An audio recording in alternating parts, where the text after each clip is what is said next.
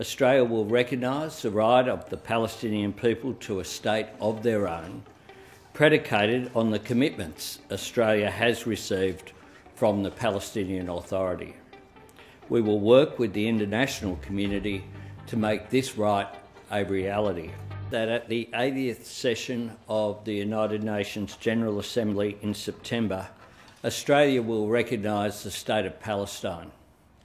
Australia will recognise the right of the Palestinian people to a state of their own, predicated on the commitments Australia has received from the Palestinian Authority. We will work with the international community to make this right a reality. A two-state solution is humanity's best hope to break the cycle of violence in the Middle East and to bring an end to the conflict, suffering and starvation in Gaza.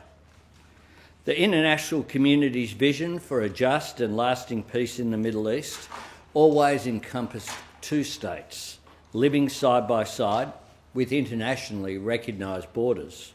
Ever since the atrocities perpetrated by Hamas on the 7th of October 2023, Australia has stood with the people of Israel and our partners and allies around the world in calling for the release of the hostages. For the sake of their loved ones and all who share in their pain, we repeat that call today. Our government has made it clear that there can be no role for the terrorists of Hamas in any future Palestinian state. This is one of the commitments Australia has sought and received from President Abbas and the Palestinian Authority. The Palestinian Authority has reaffirmed it recognises Israel's right to exist in peace and security.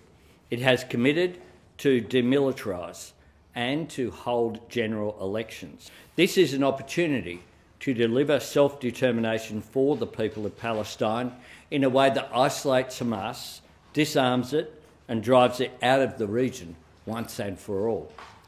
The international community is moving to establish a Palestinian state, and it is opposing actions which undermine the two-state solution. The Netanyahu government is rapidly expanding illegal settlements. Settler violence in the West Bank has increased. There have been threats to annex the occupied Palestinian territories and proposing the permanent forced displacement of the Palestinian people. These actions, together with the humanitarian catastrophe in Gaza, risk putting a two-state solution out of reach for a generation. I've said it publicly and I said it directly to Prime Minister Netanyahu. The situation in Gaza has gone beyond the world's worst fears. Far too many innocent lives have been lost. The Israeli government continues to defy international law and deny sufficient aid, food and water to desperate people, including children. This vital aid must be allowed to get to the people who need it most. I understand that on this issue, history casts a long shadow. Every generation has known failures and false dawns. Yet the story of this struggle is also one of opportunities not taken. That is where the risk of trying is nothing compared to the danger of letting this moment pass us by. The toll of the status quo is growing by the day, and it can be measured in innocent lives. The world cannot wait for success to be guaranteed. That only means waiting for a day that will never come. There is a moment of opportunity here, and Australia will work with the international community to seize it. I was able to say that the arguments that he put to me were very similar to the arguments that he put more than a year ago.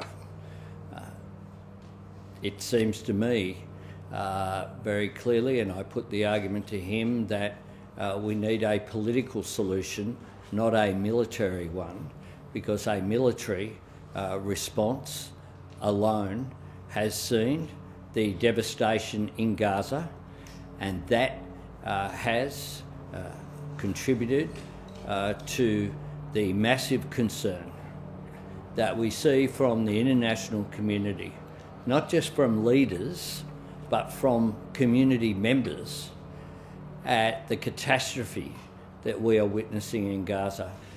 This is a practical contribution towards building momentum. This is not Australia acting alone. What we are seeing is a range of countries engaging in detailed dialogue as well, behind the scenes, if you like, talking about what a peace looks like in the region.